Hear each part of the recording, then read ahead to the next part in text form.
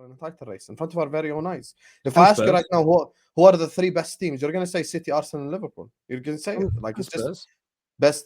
Oh my God. I wanted to ask you about that, right? So this is kind of a big game Monday night. Big game Monday night. Chelsea go to White Hart Lane. Potter's come out and said that Tottenham are title contenders. Why is that funny? That's what Potter said.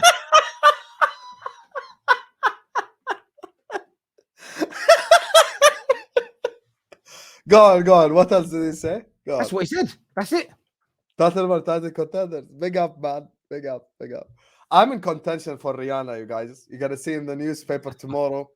Rihanna, you get me. She leaves ASAP Rocky for Don Hussam from Jordan because she watches the Terrace and she likes his accent. You get me? It's just how it goes. Tottenham Hotspur, Premier League. Oh my God. Next joke, please. I didn't realize we were at a stand-up comedy show. That's really funny. Big up Poch, you know. His future as a comedian is definitely in the works, man. Big up to you. Spurs ain't winning no damn league. They're really one injury in 7 positions away from crisis. You know, I will be honest with you. Spurs are not an elite club. Spurs are not an A-list club. Spurs won't earn my respect until they lift a trophy. So until I see Spurs lift a trophy, then, you know, we might talk about that. But at the end of the day, look, I think Pochettino is just playing mind games. I think Pochettino is trying to apply pressure on Ange Postecoglou and on Spurs because whenever there's like pressure on Spurs, they kind of crumble. And we're kind of seeing it over the last 2 games. Fulham really lucky, Crystal Palace really lucky. And you know what I realized? First of all these Spurs fans that are bitching in the chat, I got asked a question about Spurs, so I'm going to answer it, number 1. Number 2, I snuck into one of the Spurs YouTube channels. I snuck into them. I didn't comment or anything. I was just listening. And 4 Spurs fans, 3 of which who are on the terrace, I listened to them with my very own ear go like, we're not in the title race. Go like, we're 1 injury away from crisis. They all went like, this is still a building progress. We have to wait, guys. So I'm actually saying what your own club supporters are saying. If you get a Vicario injury, first of all, God forbid any of these injuries happen. I wish every Spurs player to be fit till the end of the season. Vicario, Van de Ven or Romero, Udogi, Bissouma, Madison, Son. Those 7 players right there, 7 different positions. If you get a singular injury, you're done out here. Because who's your backup left back? Ben Davies. Who's your backup goalkeeper? Fraser Forster. Who's your backup striker? I don't even know. Maybe you put Richarlison as striker, which is embarrassing. Who's your backup DM? Højbjerg. This is exactly what you have to work with. So your squad ain't really ready. And Spurs aren't in no damn title race. We've seen this before.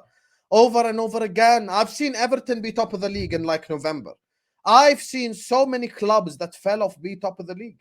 At the end of the day, Ange Postecoglou deserves credit. Okay, you've employed the style of play. You've done what you have to do. But this glazing over Spurs needs to stop because we need to understand, come May time, this will be completely different. Here, see, leave it out in the chat. We ain't in the title race. If you ask Spurs fans themselves, they'll tell you we're not in the title race. So me laughing at that stadium is just simple as that. Like, look, he's established style of play. He's done well. We have Patrick, who's a Spurs fan, who predicted Spurs to finish 9th at the start of the season. You remember it, Terry. I predicted them to finish 9th. Every Spurs fan right now would take 4th place. Every Spurs fan right now would take 4th place happily because it guarantees them Champions League football. So at the end of the day, look, it's just a step-by-step process for them. They have to get better. They have to improve. But title race is a step too far. And I said, if Spurs are in the title race, I'm going to dye my hair white and I'm going to sing, oh, when the Spurs go marching in. I've already made that claim on Twitter and it already has 200 bookmarks. So we I want. Why do you think Potter said this? Because I've seen some Chelsea fans angry, stating no Chelsea manager should say this.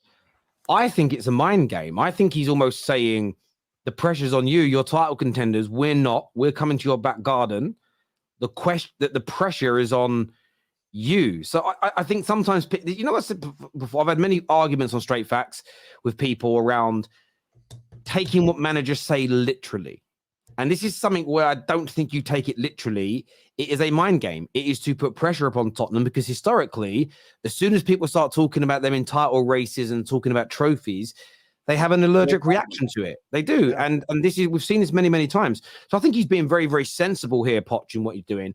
How do you see the game going Monday night? Do you think Chelsea will go there and get a result?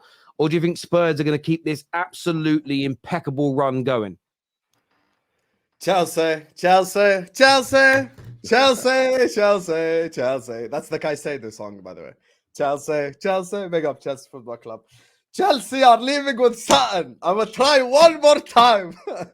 I'm going to give it one last go. If this doesn't work, I'm going to give up and I'm going to start predicting Spurs wins every week. But Chelsea are going to get something this week. Chelsea are going to get something. I feel it in my intestines. I feel it in my soul. My soul doesn't lie to me. I know my soul, it doesn't lie to me. And I will actually be logical with this, okay? Let me tell you why I'm going to be logical. Chelsea have actually done worse against the mid-table teams than they've done against the bigger ones. Let's be logical about it, you guys. Just think about it for a second. I know you're all going to go like, oh, he's so shameless, blah, blah, but just think. Liverpool, Chelsea, draw. Arsenal, Chelsea. We all thought Arsenal going to slap Chelsea up, draw. Chelsea, who's the other big club they played? Who was it? Not Man United. Who? Bro, there was another game they drew as well. There was another one, and I forgot it. I'm going to go and look now. I forget, but yes, there was another one. Let me just click on that thing. Anyway, there's another big game as well. We all thought, they're going to get slapped, and they ended up getting a draw. Chelsea actually, low-key, play better in the big games than they do the small games. They really do. Look at what they done to Arsenal. I think Poch is gonna surround Brighton. They beat Brighton. There you go. Brighton, that's it. Yeah. That's it. Yeah, they Chelsea actually do much better against the bigger teams because Poch is a little bit willing to surrender possession a bit. Now, I think Chelsea's midfield, despite having Gallagher, could nullify what Spurs offer. Because we nullified them in the first 36 minutes until the red card. You could nullify James Maddison. You could 100% nullify him. He's not as unstoppable as people make out. He's having a lovely season, but he's not unstoppable. You could nullify him. And it's all about Chelsea's forwards. I have never seen... You know what's mad, Terry? I was thinking about this. Imagine we live in a hypothetical world where Haaland and Mo Salah go on loan to Chelsea for a season. Chelsea are winning this league. I'm being dead ass fucking serious right now. Chelsea are going to win the league if you just give them Mo Salah and Haaland. That's all they need. They have the biggest issue on earth with putting the ball in the back of the net. They have the biggest fucking... I've never seen a team have a bigger issue than Chelsea having the issue of putting the ball in the back of the net. Because when you look at the statistics, it's like... Big chances created, Chelsea are top 3. Possession, Chelsea are top 3. Blah, blah, blah, final third, Chelsea are top 3. Every single offensive stat, you're seeing Chelsea. But it's not translating into results because they keep missing chances. Guys, I'm sorry. Anyone who called Jackson Baby Drogba needs to publicly apologize and needs to hang his head in shame and just go like, I am an idiot. If you call Jackson Baby Drogba, Jackson is the worst striker this whole league. Worst striker in this entire league. Ollie McBurney is better. I'm so sorry. We have to be honest. Chelsea's problem is putting the ball in the back of the net. But if the Chelsea forwards this game against Spurs are lethal and they take their opportunities, Chelsea are going to beat Spurs. Chelsea have actually, when it comes to playing, they've not played the game badly or anything. They've done well, by the way, in terms of play style. But their problem, which me and Terry told you guys in the summer, all you fucking technical ability merchants, can you just have a day off? You need GA. You just need GA. Just give Chelsea a proven strike. Give them Vlahovic. Give them someone who's just literally, you know who would bang at Chelsea right now? I know he actually made the move, but think prime like Gonzalo Higuain type. Just penalty box striker, any chance in there and pop goal. So I think with Chelsea, the terms of style and everything, they're doing it right. I think they're going to get something. I think that this game ends in a draw or a Chelsea win. I don't see Spurs winning the game. Sorry, Miss Jackson. It's an interesting one for me. Spurs are the favourites for me.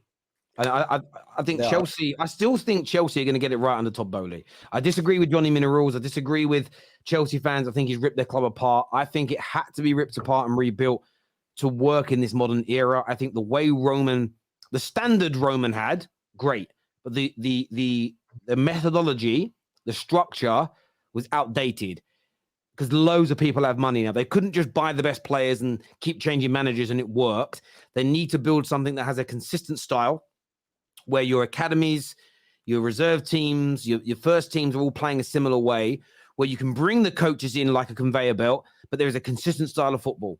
I don't think they can operate the way they did. And, the way they built that squad from sort of 03 through to like 2010, that core that was built saw them through for a long time.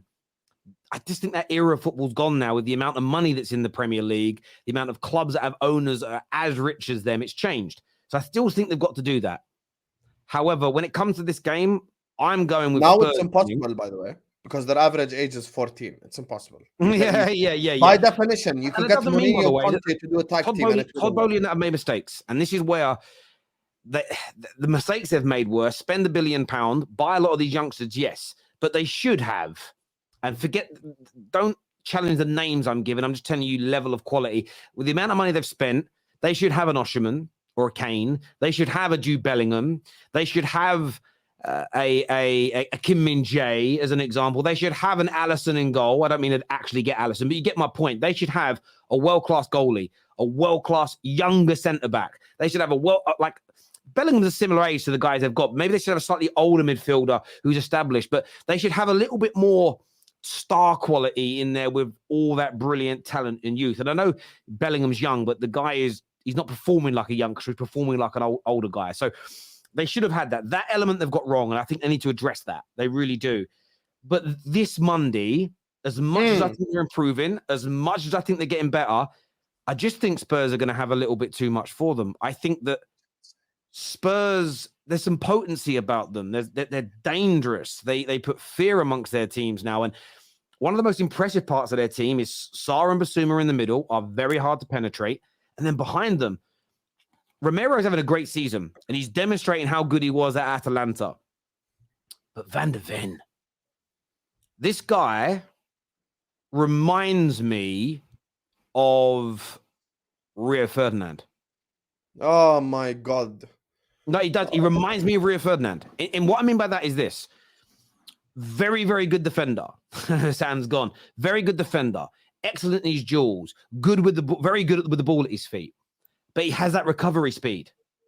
So should a ball get knocked over the top, should a teammate, the left back, Davis, the other day it happened, get caught out of position and a player gets in, he has the recovery speed to get back and cover it. That's why, by the way, Van Dijk has been so good for so long, because even when mistakes happen, he had the recovery speed to get back. I'm not saying he's as good as Rio Ferdinand. Those words did not leave my mouth before anybody clips me up. I said reminds me of. Clip him, KJ. Reminds me of. Post it on social media. Reminds me of. Put him on social media, KJ. Put him on social media. Clip him up. Reminds me. He does. I think there's something How about the fuck does Van de Ven remind you of Rio Ferdinand? He's nowhere near as physical. Physical attributes it's not even comparable in terms of body strength. I think Rio Ferdinand is a lot smarter in terms of footballing IQ. Like, that's just, bro, Van de Ven is not a Rolls Royce because he's fast. Rolls Royce is it's like. So again, if you go back to what I said, I spoke about how very good in the defensive duels. I spoke about very good on the ball, which I think he is, which Rio was. For a defender from Rio's era, he was very good on the ball. That's why he played in midfield a few times for us when we were lacking there. But the bit that I said really reminds me of him is that recovery speed. And that was the one thing that, above so many things I respected and loved about Rio Ferdinand, if somebody else made a mistake, or even himself, and somebody got in behind at his pomp, I was relaxed. Both him and Yap Stam. Who also has recovery speed? Both Rio and Yap Stam both made me feel this way as a Man United fan. Didn't matter who got in behind, they're catching them. And Van de Ven doesn't look like he's got any speed, but that man is quick. And he is physical. So does Romero remind you of Yap Stam as well? Rio is better. Does Romero remind you of Yap Stam, Terry? No. Yap Stam I genuinely. thought you were going to say because he's aggressive. I genuinely believe this. Yap Stam was the best centre-back that ever played in the Premier League. He just wasn't here long enough to probably have that crown. That man, first season, wins a treble, wins 3 on the bounce, and then goes. The guy was just a phenom, an absolute phenom, because he looked like he was the combination of Rio Ferdinand and Vidic. He had the strength and the kind of guile and the sort of the physicality of Vidic, but he had the speed and the quality on the ball of Rio. He was the hybrid of the two. He was literally like take your two best defenders at your club ever and mix them together, and you've got Jaap Stam. All I'm saying about Mickey van der Ven is he reminds me of. I don't think he's as good as Rio Ferdinand. Reminds me of is what I said. There's some super chats here. This is how you know United fans like Terry are in depressed times. They start seeing things that aren't real. Big up, Warren. Thank you. So you're telling me. So what? You're telling me I'm imagining these recovery runs. You're telling me I'm imagining how good Vicky van der Ven is on the ball. Terry, Kyle Walker has recovery runs. What does he remind you of Kyle Walker at centre back then? Well, because Kyle Walker's not a centre back. If it was a fullback doing what Kyle Walker did, he remind me of it. Oh my God. He's played right. Of course, he reminds. It's not. He's a centre back, so I'm not going to mention Kyle Walker. I'm mentioning a centre back who has got great recovery speed. I think it's a great thing to have.